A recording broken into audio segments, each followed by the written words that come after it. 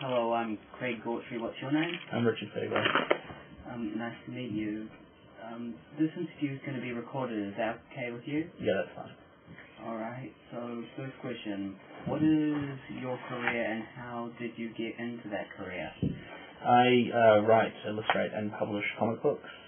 I started doing it because I wanted to be a filmmaker and I could draw, so it seemed cheaper and easier to do comics for now.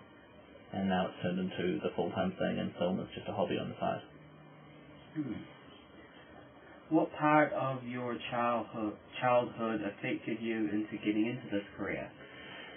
Well, I'm legally blind, and I have 3% vision in one eye and none in the other. And because of only having one eye, I have no depth perception, and so I see everything as two-dimensional. I was always wanting to find something where I could work in a completely two-dimensional field, which is why things on the screen made sense to me and things in a comic book. I always liked cartoons when I was a kid because, to me, a well-drawn cartoon looks like a photo. I can't actually tell the difference. And so it made sense to me to write something and draw something that was like a kid's cartoon. Can you explain the differences between comic books, cartoons, and graphic novels? Well, graphic novel is just an expensive word for comic book. It's just something that got invented in the 80s to try and justify comics as a grown-up thing, which has worked really well. And I mean, now books like Watchmen and Sandman and even Hicksville are accepted as being actual novels and put on lists of world's greatest novels and things. A comic book in itself is it's a story told through pictures and panels and all of the conventions that go along with a comic that everyone sort of understands but gets confused by when they look at them. And then the difference between that and, say, a cartoon or a comic strip would be that a comic strip is not an ongoing story, or if it is, it's still based in a really limited gag-based 4-panel or 6-panel format. What is your favorite part of your job? What is the least favorite part? My favorite part is writing. I really, really enjoy writing, and I really enjoy planning stories. I work, about 2 to 3 years in advance on any story I'm working on because that's the part I can do quickly and then go back over. The part I hate the most is the drawing because it takes so long. I have to spend about between 10 and 15 hours a day drawing the same dinosaur over and over again.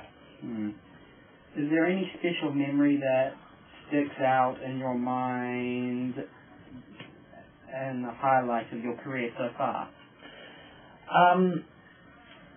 I get a real kick every time I get a message from someone who really likes my comic or anything like that. And actually, weirdly, it's really recent, but the most kind of amazing thing happened the other day. I got an email from a kid in Palmerston North to let me know that they have bought a train ticket to get to Wellington and then a plane ticket from Wellington to Auckland so that they can come to the next comic convention to meet me to get me to sign their Blastosaurus t-shirt. And that was really, really nice for me. But, just finding out that there are people out there who actually like what I'm doing and appreciate it is always a nice thing. Well, thanks for your time. It was nice to talk to you. That's fine, thanks. Great, thank you. The comics they have now, like the big mangas, like the Japan. Oh, no, I mean, I've never really been into manga. I don't like the look of it. I don't like the story style or anything. I mean, like, my biggest influences were things like Gargoyles and some of the later series of Ninja Turtles. Unfortunately, I made the mistake of going back and looking at them now, and they're awful. But I remember them being really great, and that's kind of what I want to do and what I want to emulate is make something that kids will think of as being that great when they're at that age, but hopefully better than what that stuff was. Like, I'm an anime fan personally. I think I'm really mangas, and I like anime, like actual animated anime, like Princess Mononoke and Spirited Away, all of the Miyazaki stuff. But I just find the actual comics themselves to be really kind of one note. No, you mean like how they add stuff into the series to drag it out? No, like most of the stuff I've read of it has been it's far too non-linear for my liking. I like things to be told as a manga page can look really beautiful, and that's fine. Well, Japanese drawings are the best. Yeah, well, they're the most precise, and but that's because they're drawing the same exact thing every time, and they do some interesting buildings and what have you. But I mean, if I want a visual story, I want it to look every panel to be interesting and tell me something different, and that's what American stuff does that the Japanese stuff doesn't seem to pull off very well.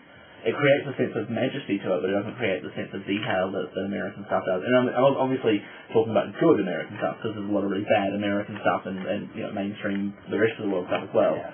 But everyone does bad stuff. Yeah. But I mean, if you look at something like The Dark Knight Returns, where while a lot of people think it's really ugly, and a lot of it is really ugly, it's deliberately ugly, and there's so much detail in that ugliness, and so many little layers of things, and just little facial expressions that change slightly over the course of an entire page, which a manga comic can never do, because everyone's all the time, it's just one kind of, oh my god, I'm screaming, I'm crying, it's all really intense, it's all really big, and it kind of bores me. So you're kind of more into the soft-hearted kind of stuff? No. For the comics I like are generally more, I don't want to say more literary because it sounds really try-hard, but I get very bored very quickly if it's over the top. But I don't get bored quickly if it's really, really gruesome, really realistic. I enjoy dialogue. My favourite comic for dialogue is Alias by Brian Michael Bendis. It's so realistic, it's so gritty, it addresses a lot of issues that I think need to be addressed in comics. Things like, I like my comics to have a lot of words. I like it to be a really, really intense read. I like to be able to spend half an hour reading one issue rather than 3 minutes reading a standard issue of Superman or Daredevil or whatever. I mean, something like Top 10, which is, by and large, a standard superhero story, except it's about police in a town only populated by superheroes and they deal with superhero crime. And it takes a long time to read, and the art is so involved, and every single page has about 50 references to other things and clever little bits and pieces, and that's it. What kind of cartoons did you like as a kid? Were you like He-Man or something? It was mainly Ninja Turtles, but that was because it was on when I was 3 years old, and that was my first introduction to the idea that a story could be ongoing and look quite good. And I don't think it looks good anymore, but I did then. You're not that aware when you're a kid. I really liked Gargoyles, and then when I was a teenager, I really liked Justice League. To this day, I still love Justice League Unlimited. I wish they never took that off. Well, I mean, it's finished. Bruce Timm wanted to stop doing it.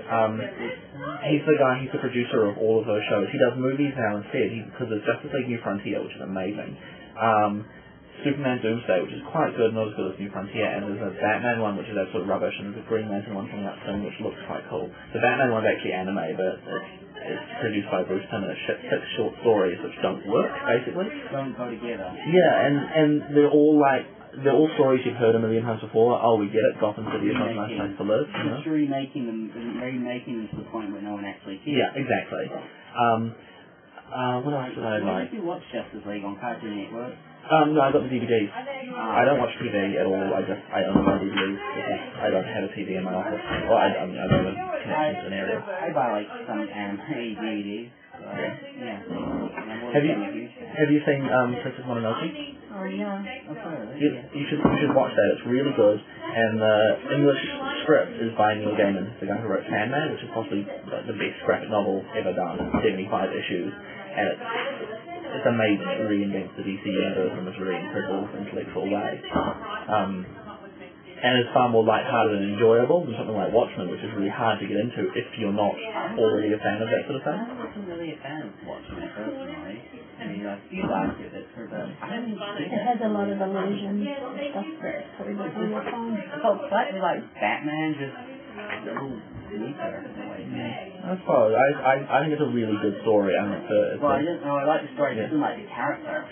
Oh, really? Yeah. It got me a bit confused sometimes. And I got into him a bit at the end, but it took me a while. Yeah. They're like, anyway, I must actually go, so